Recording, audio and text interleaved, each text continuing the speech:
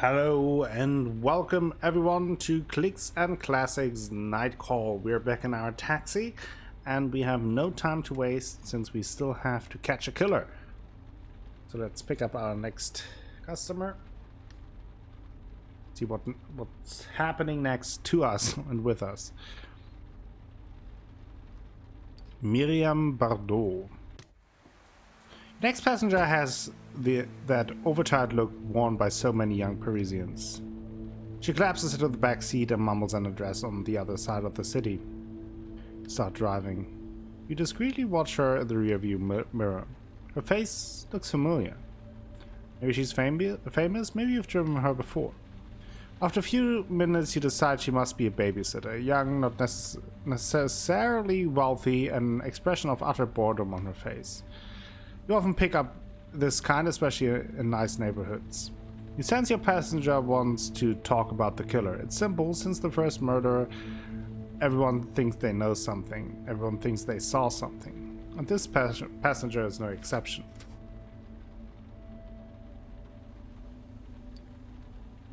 No. You choose to keep an eye on the road. Out your window, Paris is just beginning to fall asleep. Occasionally you catch her glancing discreetly at you, like maybe she recognized you too. Several minutes go by before she dares breaks the silence. May I ask you something? She leans forward slightly. You and I have already talked. You may not remember, but I was a babysitter for an Iranian family, and she leaves her sentence hanging. She smiles, though her eyes tell you she's not entirely sure you're telling the truth. It's not at all the same situation anyway. These are new clients. I think I'm in love with the father. Oh boy. Speed up unconsciously. In love? Yes, in love. She smiles at you, then looks quickly outside of the road. It's late, a few pedestrians are walking up the street, heads buried in their coats and scarves. Can't stop thinking about him. There's something warm about him, about the way he moves. He's so sweet. A bit distant, maybe a bit disconnected.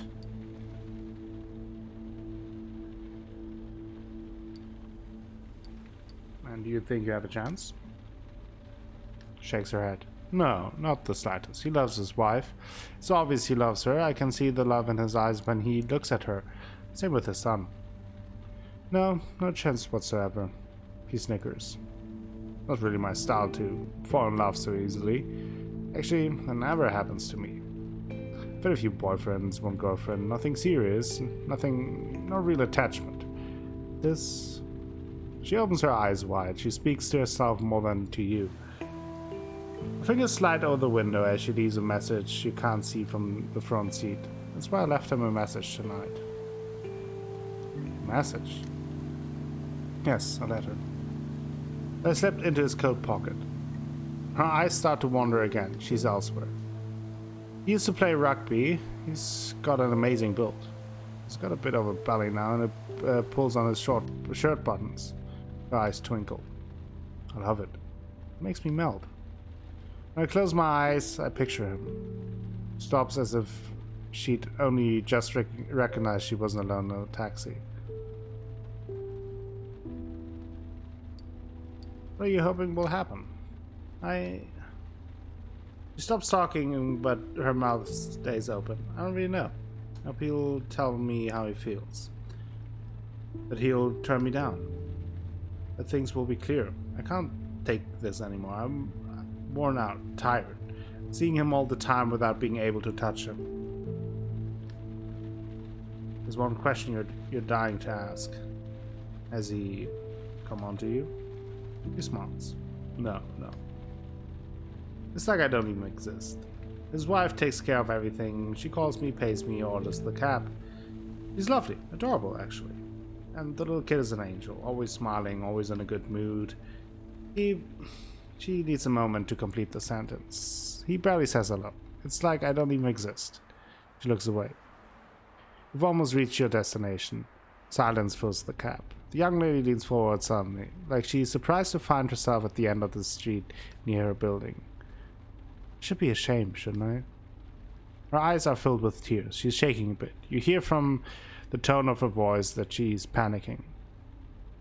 No, I don't think that you should be... I don't think that she should be ashamed. That is a tough situation, and she hasn't done anything wrong, nor did he. I mean, it's not her fault that she fell in love, and she hasn't done anything, I don't know, to tear the marriage apart or anything. So, I don't think she has to be ashamed for what it is. It's just a tough situation. She nods. Oh yes, I know I should be. I shouldn't have. You pull up to the sidewalk while she heaves an odd sigh. Stifled sob, perhaps. Such an idiot. She pays her fare and gets quickly out of the cab. Practically runs to her building, unlocks the door, and throws herself into the lobby. You slowly release the steering wheel and stop to catch your own breath. You take a moment and turn the key in the ignition. I mean, that is a tough situation, obviously.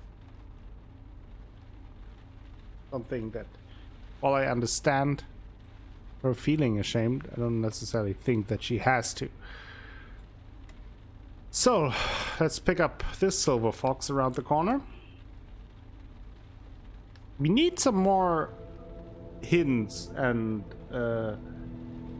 evidence and tips and tricks about the murder, I feel. Like it has slowed down over the last couple of episodes in terms of what we gathered, so... You slowed down a bit, you've just been hit with a migraine. You crack your window, icy Parisian air fills the cab. You need to rest. You need coffee. You need to close your eyes. Just a minute.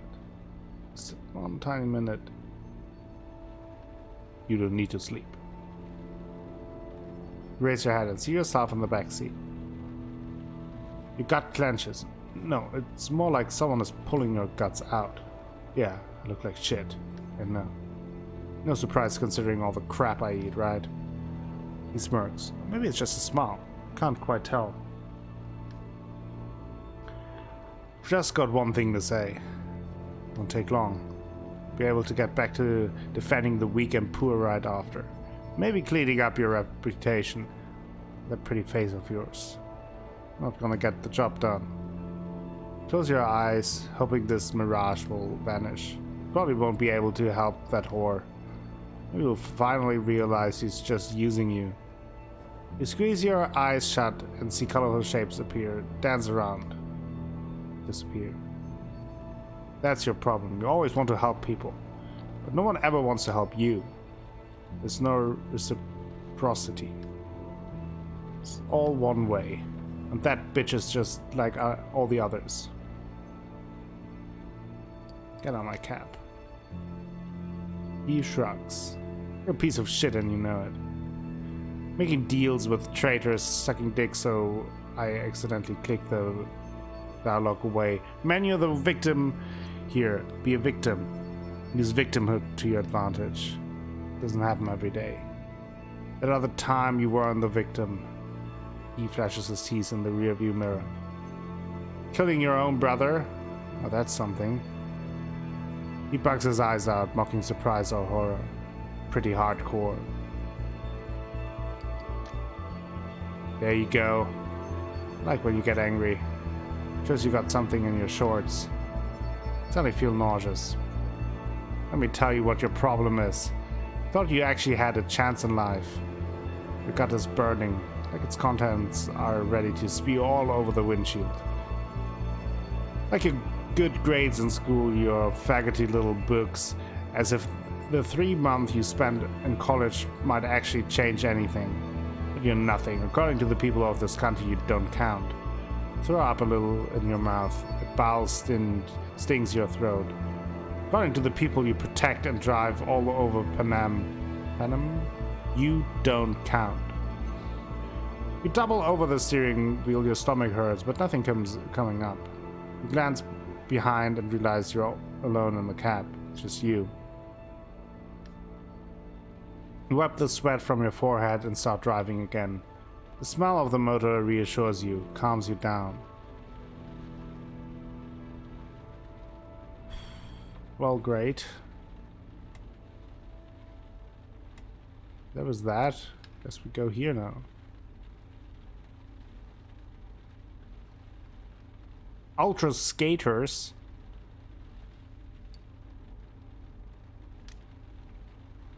Pull your cab up to the side and lean over. Your next passengers are in a dark alleyway just off the main street. They are, how to put it, in disguise. It's four superheroes in spandex suits stretched over their bodies. They remind you of a show from your childhood. Let's think about the show first. The show aired on Wednesday afternoons after school. You used to go to your friend's Edward's house. His dad was the geography teacher. The superheroes in the show were a group that fought against some kind of aliens in foam suits. Sounds like Power Rangers. Someone knocks really hard on your window. You jump. A passenger, he or she is standing right there, dressed in pink. You roll down your window. You are a driver? It's a he. And even with his helmet on, you can smell the stench of booze in his breath. Yeah. Turns around in his pink suit. Hey guys, hey! The rest of the group turns around. It's our cab! A yelp of joy comes from the alleyway. All four suited passengers get into the car, one after another. The aroma of beer and piss wafts into the cab. Okay, man, I'll be brief. We lost Ultra Yellow. We don't know where she's hiding. The one dressed in green starts screaming in the taxi. A deep male voice with a southern accent. We're drunk! Yeah, like we didn't know already. You want to look for her? You don't want to look for her. We have to find her. Dramatic pause. He extends a shaking finger and points to the roof. Ultra. Oh shit, I don't feel so good. Yellow is the one with the keys to our whole room. Ultra Pink clears his throat, like it might be a technique for getting the alcohol out of the system quicker. Anyway, you could just drive around the neighborhood slowly. She can't be far. The one in red, silent up until now, raises his head. Yeah, dudes. Yeah, we're gonna look for her. We're gonna find her and we're gonna get a drink because I'm thirsty, aren't you, dudes? A woman's voice? A teenager? You're not sure. Who's thirsty? Yeah, he's filled the cab. Everyone seems up for a drink. No. You're not vomiting in my cab. What do you mean? We've barely had anything to drink. Almost nothing. I'm going to puke all over my taxi. Cross my heart we won't throw up. Actually, we already have. We never throw up. But cool it with the drinking. Huh? What do you mean by that? That you're too drunk to drink anymore. When you're dealing with drunk passengers, you always use the same firm confidence voice. Find your friend then and you settle down. Ultra Pink nods. Okay, fine deal. The passengers are overwhelmed with joy, with the exception of the silent one leaning against the window behind you. Yes, let's go! Start driving. Keep your eyes peeled, guys, okay? Ultra Pink is riddled with hiccups and acid reflux. So, where should we start? We were at Furiosa with Ultra Yellow. We were drinking there until they refused to keep serving us. Fucking Nazi hipsters! Bring it down a notch. No need to get so excited. Why don't we start there? Maybe she's at the hotel, emptying the minibar. Lucky duck. Yeah, not a bad idea. Or she's in the little park where we went to drink mead. Sai escapes the red helmet. The beer was so cheap. It was called beer. Spelled wrong on the label and everything. But Red is right. Ultra Yellow might be in the little park. What should we do? Oh, fuck my stomach. Where should we go? Let's go to the park. That sounds good. Let's go to the park. Please. Maybe she's still there. Oh no, she was with us at the bar, right? I don't know anymore. They tell you how to find the park. They're talking about you and you start the car.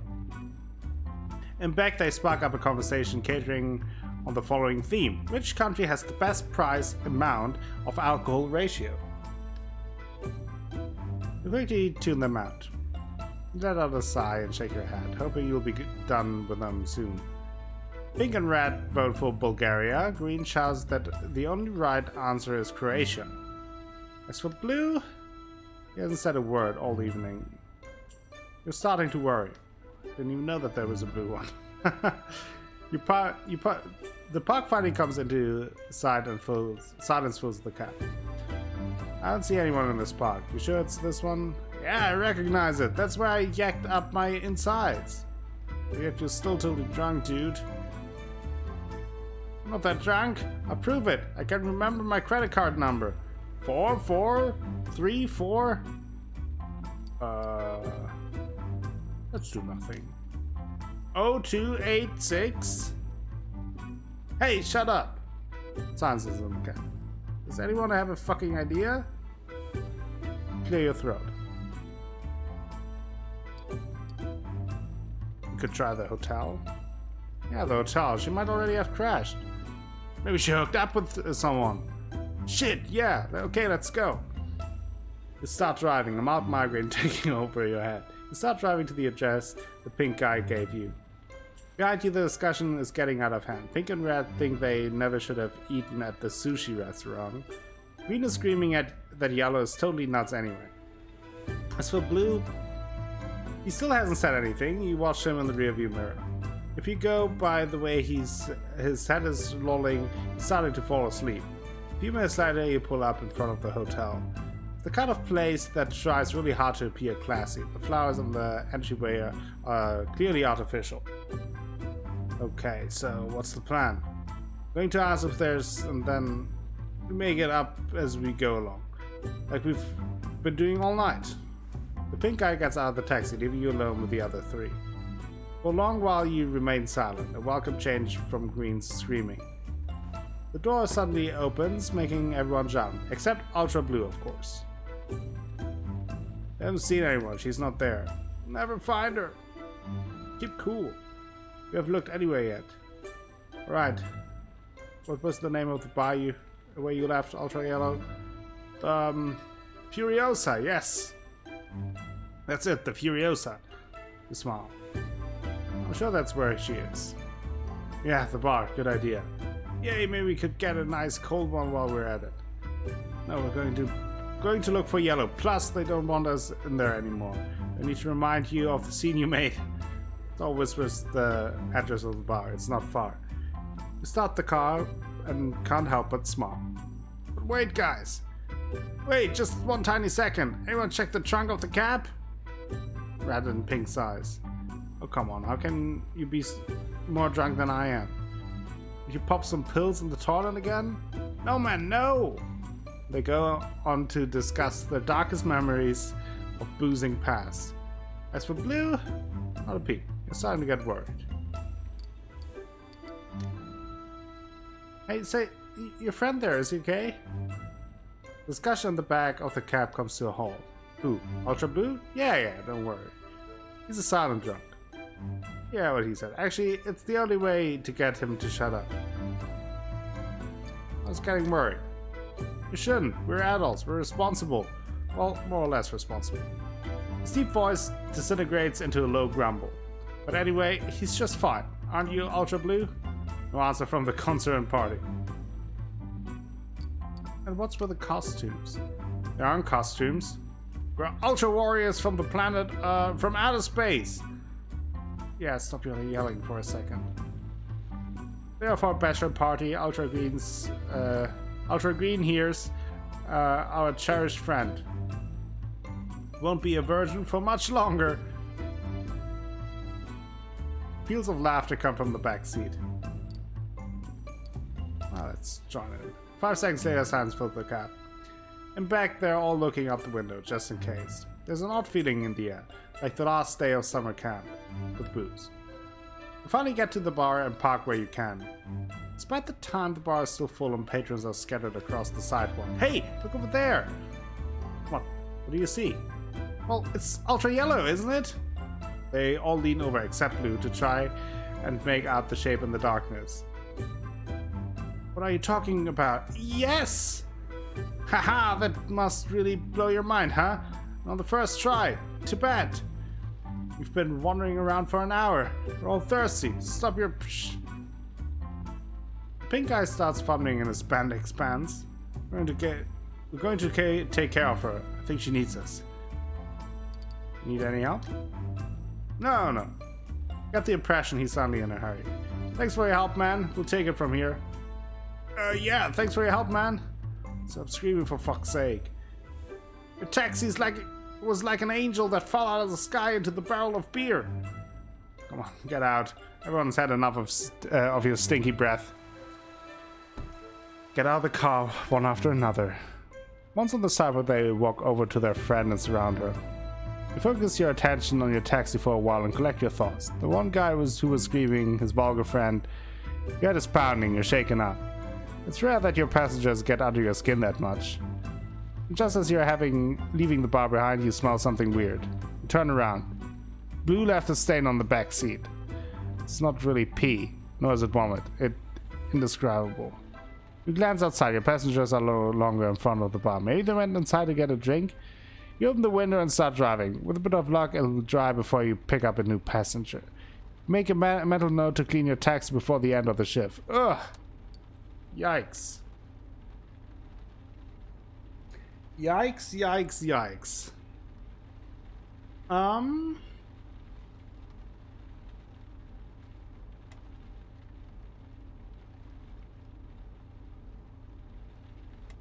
Well, let's drive over there.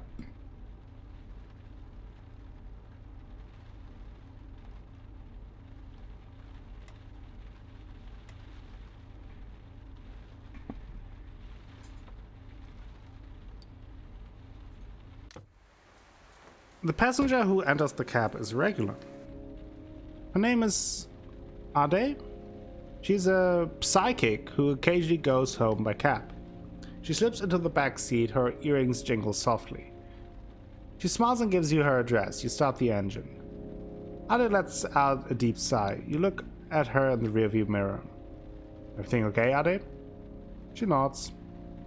Yeah, I guess. So. It's a rough day. And you? Pretty difficult night. Just had a group of drunk Power Rangers, but Ade holds up a hand. I know what you're going through, you know? Two of us were in the same boat. Clients, that's all that matters. You have to agree with her. Like today, for example. This guy comes to see me about his company. You know, I'm part of a business network and all that, remember? Let's just nod. She gives you a wink and goes on with her story. So this client comes to see me. He tells me he wants to retire. He wants to see his son take over the business. He wants to know when he should do it. He draws the card. He's used to it. He knows what to do. Ade's gaze suddenly clouds over. He turns over the priestess, the empress, and the sun. He reaches for the fourth card, then turns it over. The moon. Her eyes widen. I ask him who the woman is, the woman the card are referring to. He doesn't know. He's hesitant, obviously uncomfortable. I ask him if it's his mistress, but that's not it. It's my daughter, he says, but she has nothing to do with it. He only wants to know about his son. Only his son, I tell him, he isn't in the cards. She raises her voice a little. Won't believe me. His son has to be in the cards, he says. He's the one who is going to inherit the business and no one else. Ada's voice is suddenly secretive in tone. Between the two of us, his son is a total deadbeat. But the client assures me things are different now. His son has changed. He's made progress. So I tap a finger on the cards and ask, who then is this woman? He's obviously uncomfortable, maybe more than when he was talking about his son. Either she's a lover or your daughter, I tell him. And the cards. The cards say she's the person who should run the business. The priestess represents solidity, construction, the empress, intelligence and success, and the sun, fulfillment, achievement. And it all revolves around a woman who is close to you, the moon.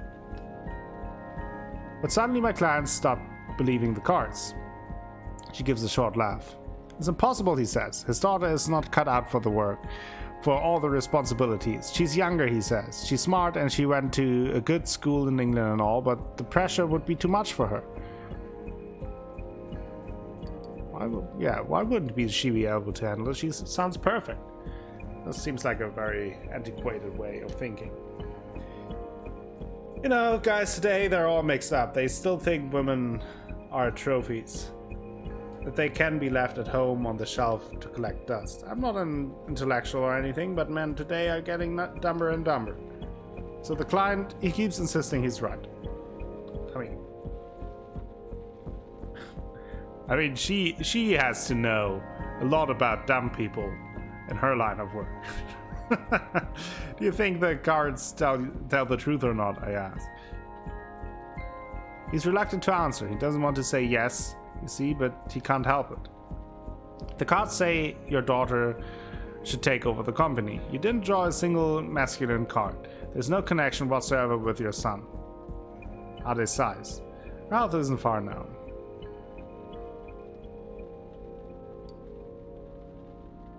Not too bad for him. She shakes her head.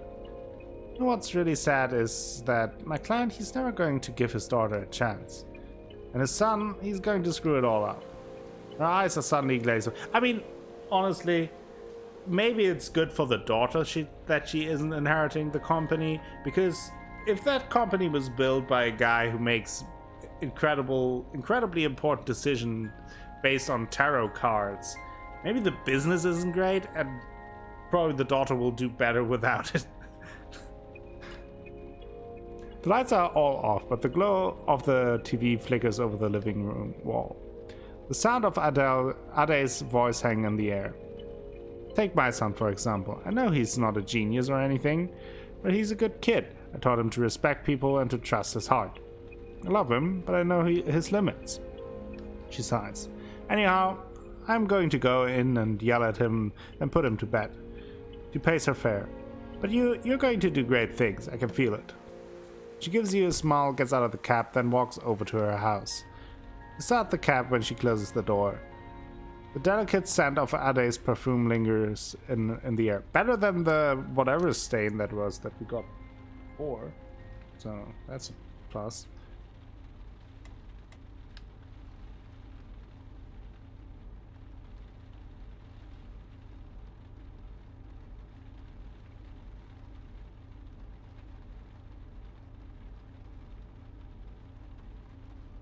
Oh, Lucy Batas is one of our suspect. His name is Batas, so maybe that's like a sister or somehow connected to that.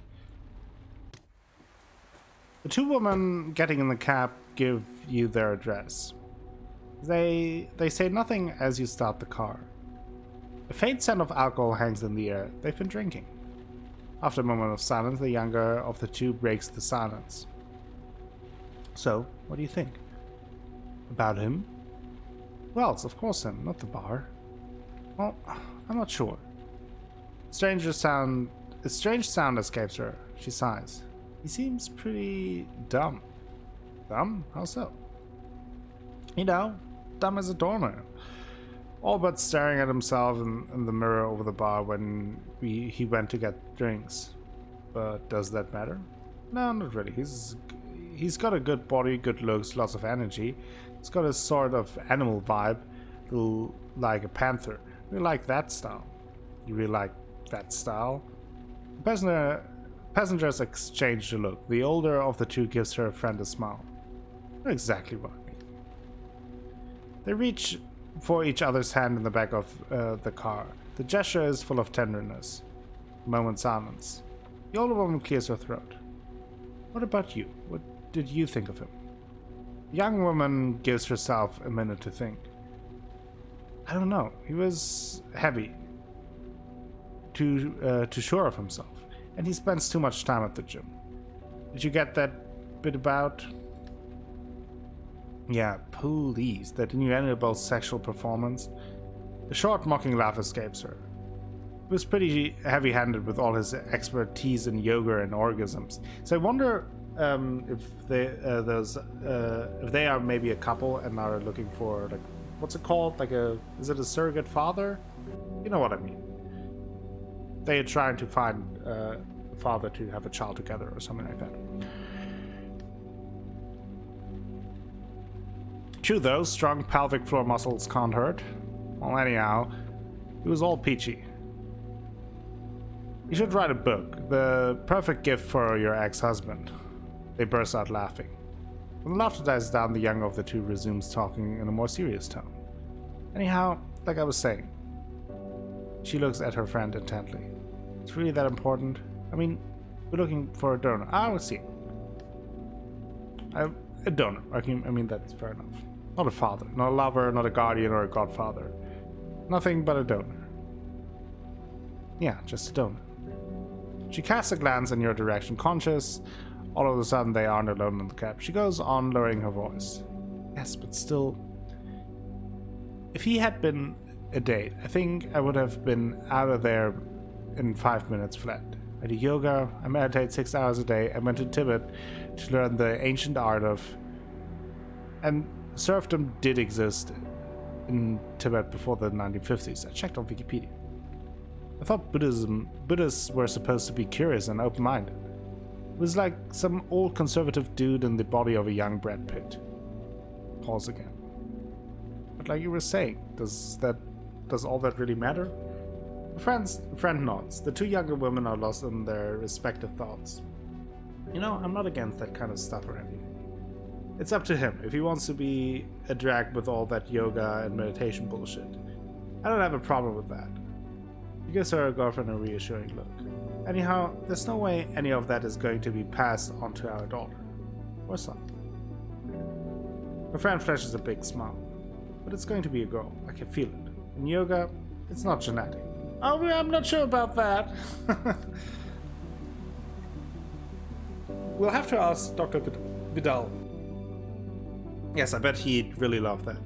He'll think we're messing with him. Instead, we could ask him anything. It's going to take us for a couple of idiots. Besides, it's impossible. Pompousness cannot be passed on to children.